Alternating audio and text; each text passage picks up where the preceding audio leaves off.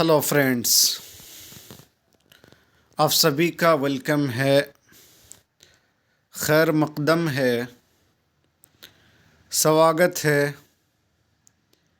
आपके अपने ही YouTube channel chalk and duster academy में। साथियों, जैसा कि आपको मालूम है कि मैं राजस्थान पब्लिक सर्विस कमीशन की तैयारी करा रहा हूँ, जिसमें उर्दू की 26 सीटों पर बहाली की जानी है as a Urdu lecturer school में, जिसका फॉर्म भरा जा चुका है। अब किसी भी वक्त जो है एग्ज़ाम का डेट आपके सामने आ सकता है, इसलिए आप इस बचे हुए वक्त को गनीमत जानते हुए अपनी तैयारी को मुकम्मल करने की कोशिश करें।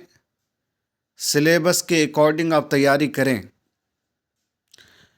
पिछली क्लास में मैंने आपको इकबाल मजीद के बारे में, उनकी शायरी के बारे में, उनके हयात व ख़िदमात के बारे में, मकाम पैदाइश, मकाम वफ़ात, नाम, किताबों के बारे में बितफ़सील बताया था। आज की क्लास में उनका एक मशहूर अफ़साना आपके सिलेबस में शामिल है, जिस अफ़साने का नाम है सुकून की नींद। दोस्तों, सुकून की नींद का ये मुकम्मल ख़ुलासा मैं आपके सामने आज पेश करूँगा। इसके असल किरदार क्या है, कहानी क्या है, इन तमाम चीज़ों को आपको जानना है। बाकी पूरा अफ़साना पढ़ने की आपको कोई ज़रूरत नहीं है, बस कहानी को आप समझें, इसके मेन कैरेक्टर को समझें, कहानी किस मौजू पर है, किस चीज़ को मद्देनज़र रखते हुए लिखा गया है, इन तमाम चीज़ों के बारे में आपको पता होना चाहिए। चलिए दोस्तों, आज की क्लास स्टार्ट करने से पहले आपसे गुजारिश है कि अब अगर आप पहली मर्तबा हमारे चैनल में आए हैं तो चैनल को सब्सक्राइब करके घंटी वाले आइकन को प्रेस कर नोटिफिकेशन को ऑल कर लीजिएगा, ताकि हमारे हर वीडियो का नोटिफिकेशन आपको वक्त पर मिलता रहे। चलिए दोस्तों, शुरू करते हैं आज की क्लास। अफ़साना सुकून की नींद का ख़ुलासा, जो कि इकबाल मजीद का बहुत ही मशहूर अफ़साना है। इकबाल मजीद के इस अफ़साने का उन्वान सुकून की नींद है, जिसमें कहानी का आगाज़ दास्तान गोई की सूरत में सुनाए गए एक किस्से से होता है। सुकून की नींद का जो है स्टार्ट या कहानी का आगाज़ किससे होता है? दास्तान गोई की सूरत में होता है, एक किस्से से होता है। ये कहानी ऐसे मुल्क की है जिसका नाम हवा था। क्या था दोस्तों? ये अफ़साना जो है जिसमें किस ऐसे मुल्क की कहानी है जिस मुल्क का क्या नाम था? हवा था। यहाँ रहने वाले बासियों की तमाम ज़रूरियात हवाओं के ज़रिए पूरी हो जाती थी। किसके ज़रिए दोस्तों? हवाओं के ज़रिए। इसी मुल्क के महल से मुल्हक एक सुरंग थी, जिसमें आग, पानी, मिट्टी और हवा एक साथ कैद थे।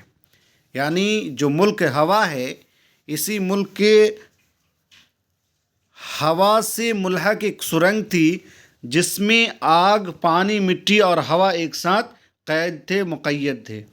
यह अनासिर मुल्क हवा के बासियों के लिए किसी अजूबा से कम ना थे। इस मुल्क के बादशाह ने अपनी मौत के वक्त शहज़ादे को वसीयत की कि वो कभी इस सुरंग को ना खोले, मगर बादशाह की वफ़ात के बाद शहज़ादे के दिल में इस सुरंग का राज जानने की ख्वाहिश जागी।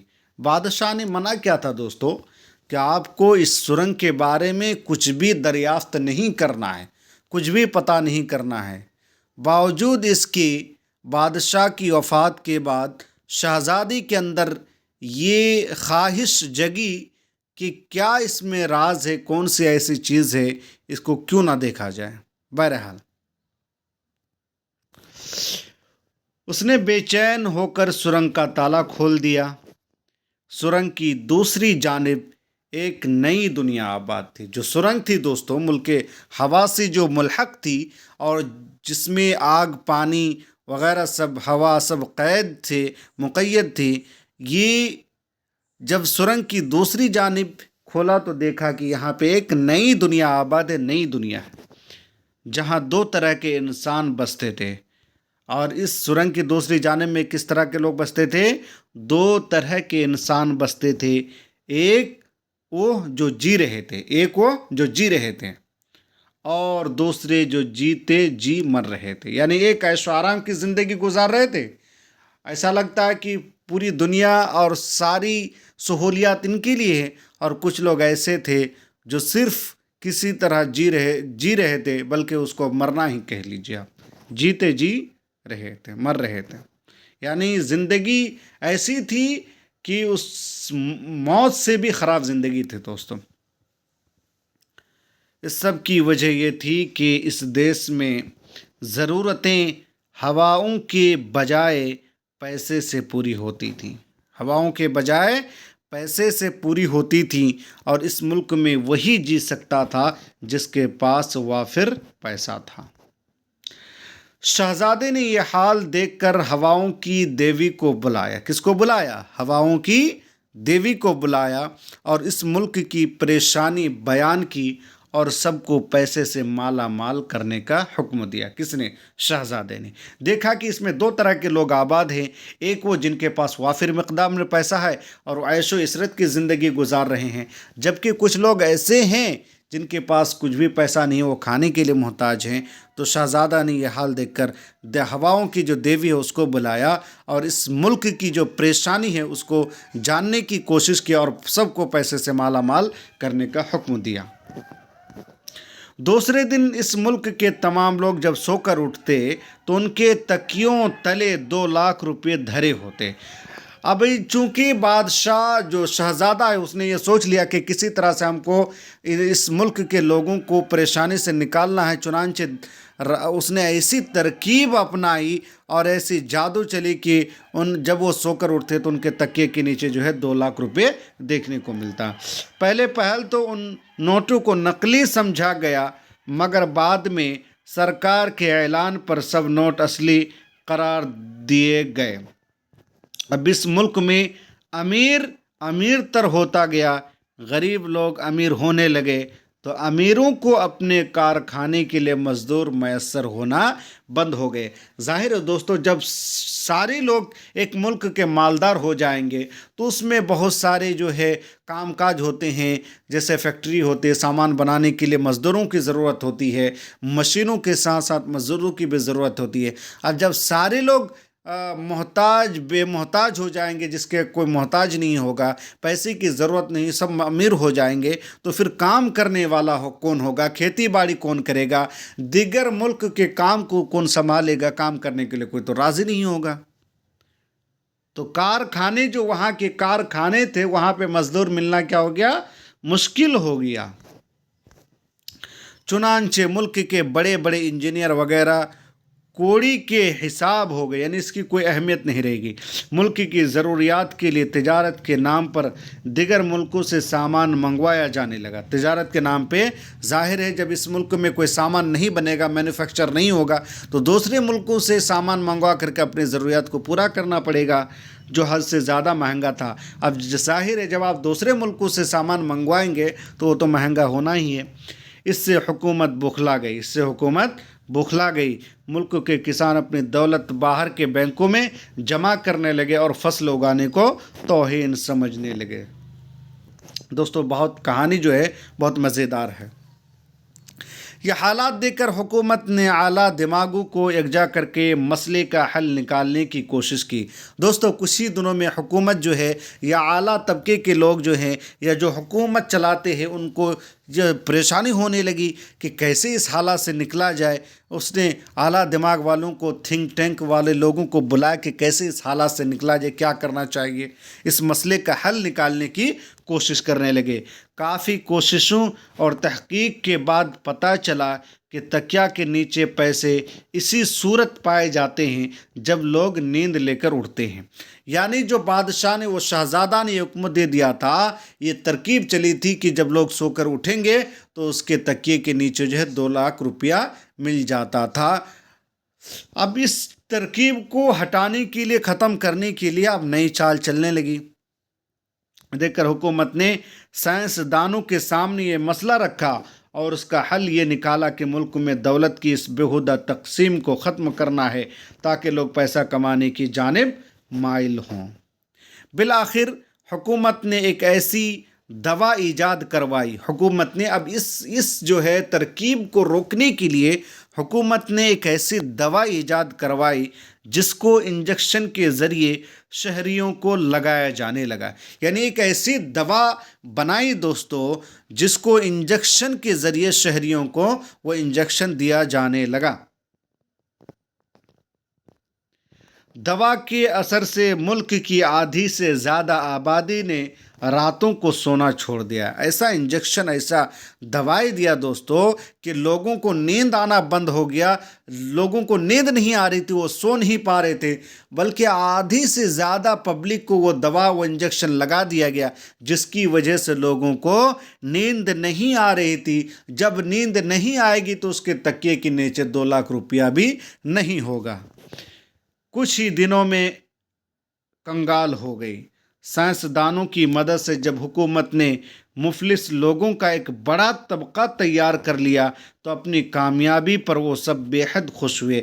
ज़ाहिर है जब लोग सोना बंद हो गए तो उसका पैसा भी आना बंद हो गया, और जिसकी वजह से लोग जो है कंगाल हो गए। उसके पास खाने पीने के लिए और ना ही पैसा आता था, ना वो खेती बाड़ी करते थे और ना ही वो कारखाने में काम करते थे। तो इस तरह से क्या हुआ कि सारे लोग जो है क्या हो गए, मुफलिस हो गए, और मुफलिसों की एक जम्मे गफ़ीर तैयार हो गई, और इससे हुकूमती तबका जो है बहुत खुश हुआ दोस्तों।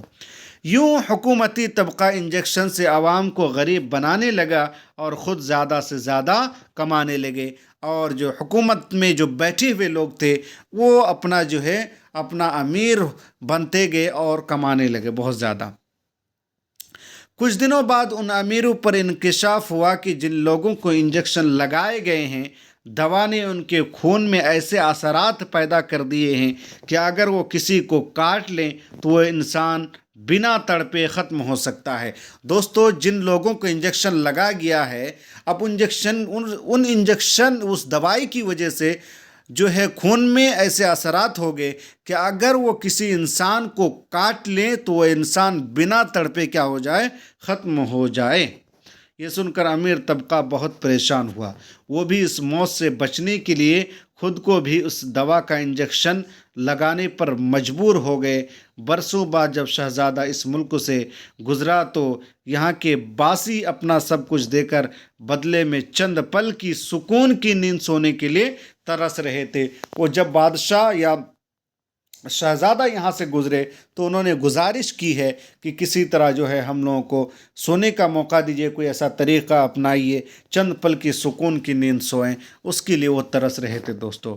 यूं अफसाना निगार ने बहुत खूबसूरती से बेपनाह दौलत के अंजाम को पेश किया है। दोस्तों, किस तरह से आपने देखा कि इस अफसाने में किस कहानी को बयान किया गया है दोस्तों, किस तरह से अमीर लोग जो है अमीर होते हैं तो और उसके बाद जब दूसरे लोग, गरीब तबका जो अमीर हो जाता है और सारे लोग जब अमीर हो जाते हैं तो ज़ाहिर है कि कोई काम करने वाला नहीं होगा। अब जब कोई काम करने वाला नहीं होगा तो जो है कहाँ से अनाज उगेगा, और फैक्ट्री में कौन काम करेगा, कारखाने में कौन काम करेगा। इससे जो है बाहर से आपको सामान मंगवाना पड़ेगा। अब जब आप बाहर से सामान मंगवाएंगे तो इससे होगा कि सामान आपको महंगा मिलेगा, और इससे देश जो है चलने वाला नहीं है। इस वजह से हुकूमती तबका ने ये तरीक़ा अपनाया कि कैसे जो है ये सोने के उठने के बाद जो 2 लाख रुपया मिलता था इसको कैसे ख़त्म किया जाए। चुनांचे उसने जो है एक दवा और इंजेक्शन लगवाया लोगों को, आधी से ज़्यादा आबादी को,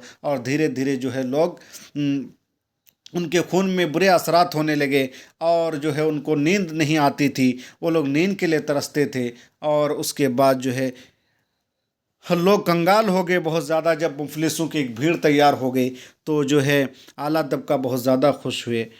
दोस्तों। तो इस तरह से ये कहानी जो है ख़त्म होती है। अब सवाल और जवाब की सूरत में हम देख लेते हैं इसके बारे में। शहजादे ने मुल्क हवा में क्या देखा? शहजादे ने मुल्क हवा में देखा कि सुरंग के खुलने से एक नई दुनिया सामने आई, जिसमें एक वो लोग थे जो जी रहे थे और दूसरे जो जीते जी मर रहे थे। इन लोगों का जीना आसान था जिनके पास वाफिर मकदार में पैसा मौजूद था। शहजादे ने हवा की देवी से क्या सिफारिश की? शहजादे ने हवा की देवी से सिफारिश की कि वो इस मुल्क के परेशान हाल जनता की मदद करे, उन सबको पैसे से मालामाल कर दे ताकि सब आराम और सुकून से रह सके। 2-2 लाख रुपया मिलने के बाद लोगों के तर्ज ज़िंदगी में क्या फ़र्क पैदा हुआ?